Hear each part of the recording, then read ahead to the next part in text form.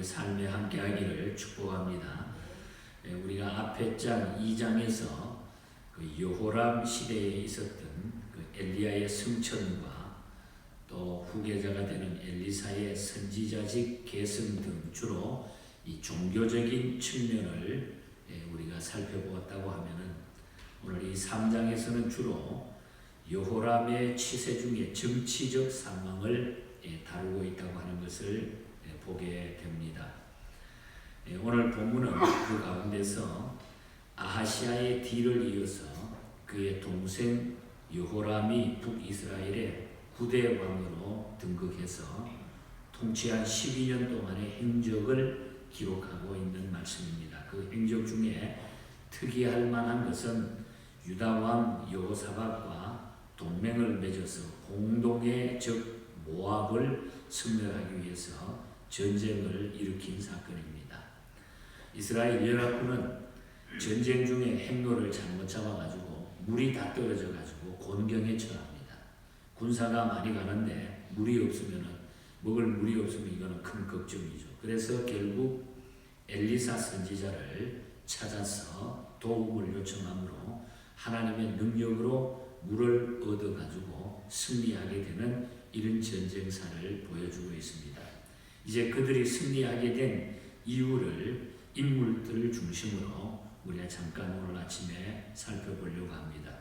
오늘 이 공동의 적인 이 모압이 누굽니까? 이 모압은 우리가 창세기 19장에 보면은 롯의 두 딸이 있었습니다. 두 딸이 아버지에게 들어가서 큰 딸이 아버지와 관계 속에 맺은 아들이 큰 아들이 모압이었습니다. 그리고 그 모압이 바로 모압의 조상이 된 그런 이야기죠.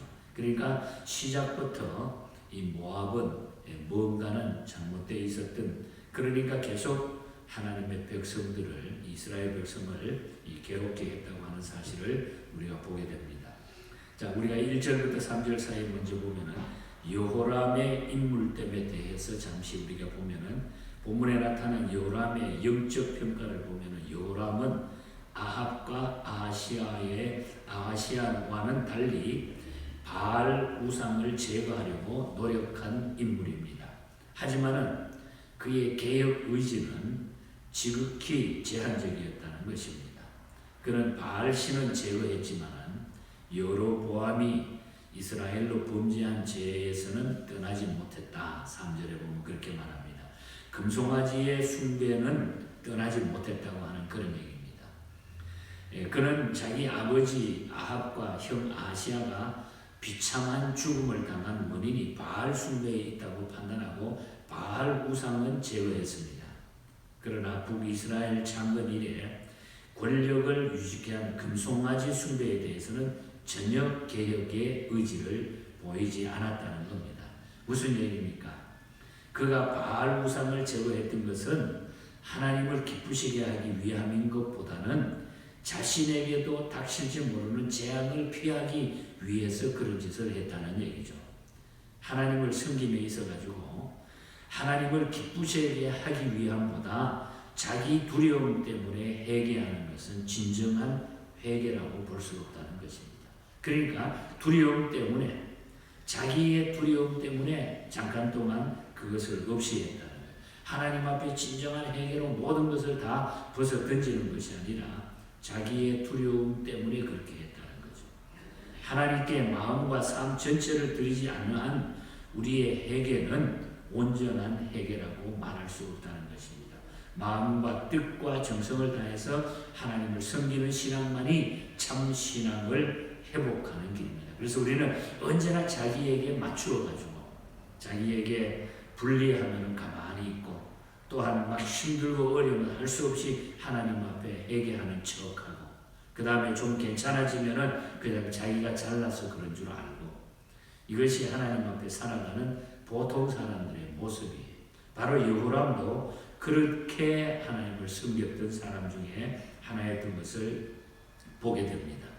그 다음에 여호사밧의 인물됨을 우리가 살펴보면 13절에서 14절에 보면은 다윗 왕 이래로 이스라엘의 속국이었던 모압은 아합이 아람과 벌린 길르앗 라몬 전투에서 전사하게 되니까 이스라엘에게 반기를 들었다는 거예요. 그러자 이스라엘 왕 여호람은 남왕국 유다 왕 여호사밧에게 연합 작전을 제의해가지고 우리 공공의 적 모압을 같이 우리가 치자 이렇게 이야기하죠. 유다 왕 여호사밧은 모압을 공동의 적으로 여기고 당시 유다의 속국이었던 에돔의 군대까지 동원해가지고 모압의 징벌에 나서지만은 그 연합군들은 동주에 전쟁에 나갔는데 마실 물을 구하지 못해서 공격에 처하게 됩니다. 자, 여기에 모압의 아들 여호람은 아하시아의 동생이었고 그리고 여호사밧과 이 아합과의 관계를 보면 여호사밧의 아들 여호람하고 아합의 딸 누굽니까? 아달랴가 정략 결혼을 해가지고 왕실이 사실 그렇게 결혼한 것 때문에 우호적 관계를 잠깐 동안 유지할 수 있었다는 거죠. 사돈갈이 되니까. 어떻든 이렇게 해가지고 연합군이 됐어요. 원래 도울 입장이 아니지만은 서로가 연합군이 돼가지고 모압을 치게 됐는데 연합군이 그 숫자가 많으니까 나가서 전쟁 나갔는데 물이 없는 겁니다. 결국 엘리사를 찾아가서 도움을 청하게 됩니다. 9절에서 12절에 그 말씀이 나타나죠. 그때 엘리사는 여호람을 봐서는 도울 수 없지만 여호사밧을 봐서 하나님께 기도하여 도움을 준다고 14절에 보면은 그렇게 엘리사가 도움을 주게 됩니다. 여호사밧의 어떤 신앙 태도가 하나님의 선지자 엘리사의 마음을 움직여가지고 그런 도움을 엘리사가 주게 했겠어요. 두 가지로 보면은 첫째는 11절에 보면 그는 어려움을 당할 때 하나님의 도움을 늘 구했던 사람이 여호사밧이. 어떻든 이 여호사밧은 힘들고 어려울 때 늘 하나님 앞에 물어보고 하나님 앞에 구했던 것입니다. 그래서 엘리사는 그를 돕게 된 겁니다. 또 다른 하나는 그는 하나님의 종에 대해서 늘 겸손한 사람이었어요. 12절을 보면은 이렇게 하나님 앞에 늘 구하고 하나님의 종에 대해서 겸손하게 대접을 하는 이 모습이었기 때문에 엘리사가 그대로 가서 그 부탁을 들어줍니다. 이렇게 그리스도인은 공경에 처할 때마다 온전히 하나님을 찾아야 고난 중에서 우리가 복을 얻을 수 있고 그 고난을 이겨나갈 수 있다는 거죠. 하나님께 요청하는 것이 바른 자세고 그렇게 해야만이 해결이 된다는 거예요. 그래서 부탁했을 때 엘리사가 나타나서 지시하는 대로 순종을 하게 됩니다. 엘리사는 누굽니까? 엘리사의 인물됨을 보면은 엘리사는 여호람 때문에 화났던 그 마음을 가라앉히기 위해 가지고 어떻게 합니까? 검은 옷 할 사람을 불러오게 하는 거예요. 15절에 보면은 검은 옷 할 사람을 다 불러모은 이 말은 요즘으로 말하면은 일종의 오케스트라 많은 사람이 아니었겠지만은 찬양을 통해서 하나님 앞에 올리면서 모든 마음들을 풀겠다고 하는 이런 모습입니다. 여러분 찬양이라고 하는 거, 이 찬송은 우리에게 믿음과 기도할 마음을 불러일으키게 된다는 것이죠. 그리고 그 고요한 기도는 어떻게 됩니까? 검은 고를 타거나 그 고요한 중에 들려온 그 찬양을 통해서 즉시 응답을 받게 되는데 응답을 받은 내용이 뭡니까? 골짜기에다가 물이 하나도 없는데 골짜기에다가 개천을 많이 파라는 거예요. 개천을. 물이 나오도록 파라는 거예요. 그리고 그 골짜기에 물이 가득 차게 될 것이다. 믿음으로 파라는 거죠. 그러면 그것은 하나님께 작은 일이라 18절에 보면은 그렇게 하는 것이 하나님이 엄청나게 크게 하는 일 같지만은 그러나 하나님 보시기에는 작은 일이라. 그러니까 하나님은 어떤 것도 하실 수 있다고 하는 그 믿음이죠. 하나님의 전능성을 믿는 믿음이 회복이 되면은 모압 사람도 처부수고 승리하게 된다는 말씀이에요. 찬양을 통하여 하나님 앞에 응답받고 그것을 순종하게 되었을 때에 모든 우리 앞에 놓여있는 전쟁도 어떤 것도 이기게 될 수 있다. 이기게 될 수 있다. 그렇게 해서 그대로 순종했더니 그 말은 물 한 방울 없던 그곳에 그냥 물이 막 철철철 흘러나오는데 강을 이룰 만큼. 그래서 우리가 21절 이하를 읽지 못했습니다만 22절에 보면 그 개천에 물이 얼마나 콸콸콸 나와가지고 막 흘러가는지 22절에 보면 해가 물에 비침으로 저 맞은편에 있는 모압 군대가 햇빛하고 물하고 마주치니까 그게 막 붉게 색깔이 막 부르르하게 나니까 저거 피물이다. 아마 저 무지무지하게 저게 싸워가지고 지금 우리 편이 저 가지고 지금 막 피물이 흘러가는데 우리 이래다 지겠다. 그러면서 숨어있던 군사들이 막 그 군사가 오는 거 그냥 오는 족족 그냥 찔러 죽이면 되는 거예요. 그래서 전쟁을 그냥 쉽게 이기게 됩니다. 전쟁을 쉽게 이기게 돼요. 하나님의 역사는 놀랍게 나타나는 거죠. 엘리사의 믿음을 본받은 성도가 우리가 돼야 되고, 그러기 위해서 오늘 우리의 심령과 말씀의 개천을 우리가 팔 수 있어야 됩니다. 말씀의 개천을 우리가 팔 수 있어야 돼요. 그러면 메마른 심령이 차고 넘치게 될 줄 믿습니다. 우리의 메마른 심령 속에 말씀의 개천을 우리가 파야 돼요. 그러면 언제나 콱콱 하나님의 은혜가 차고 넘쳐서 우리 앞에 놓여있는 모든 것들이 다 물러가고 승리하게 됩니다. 그러나 여기서 한 가지 짚고 넘어가야 될 것은 21절에서 27절 사이에 보면, 그러나 이 모압의 수도인 25절에 보면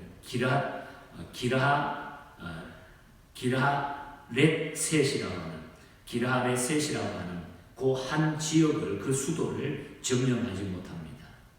멸망의 위기를 당한 모압 왕은 이 멸망이 막 당하려고 되니까, 전쟁에 막 패하니까 어떤 짓을 하냐면 자기 아들을 산채로, 이 모압 왕이 자기 아들을 산채로 그냥 제물로 바치고 잔인한 극악적인 그런 짓을 행합니다. 전쟁에 막 지니까. 그러니까 이 짓을 행하는 것을 보니까 이스라엘 연합군은 믿음이 위축이 되는 거예요. 그 모습을 보니까 끔찍하기도 하고. 그래서 퇴각을 합니다.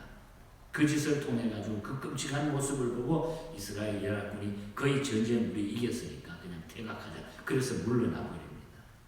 여기에서 연합군의 퇴각은 불신앙적인 행위였다는 거예요.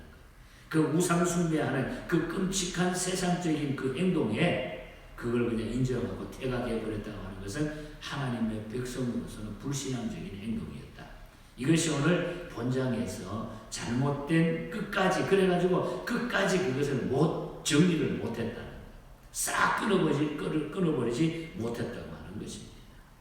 오늘 우리가 본장을 통해서 모든 것은 하나님의 손에 달림을 또 한 번 우리가 생각하게 되는 것이고, 그리고 힘들고 어려울 때 우리가 하나님 앞에 기도하면은, 그리고 우리가 순종하고 하나님 앞에 찬양을 통할 때, 우리 마음속에 개천을 팔 때, 말씀에 순종하게 될 때에 그게 철철 넘치는 물이 나오는 것처럼 성령의 충만한 역사가 날마다 우리에게 있게 된다고 하는 것. 그래서 우리는 이 말씀을 통해서 주시는 귀한 교훈이 우리 남은 생애에 능력이 되시고 힘이 되셔가지고 약해지지 말고 끝까지 하나님의 백성으로 승리하는 저와 여러분이 되시기를 주님 이름으로 간절히 축복합니다.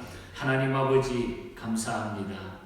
하나님께서 우리에게 주시는 메시지는 깊은 교훈과 또 살아 역사하시는 힘이 있는 것을 저희들이 믿습니다.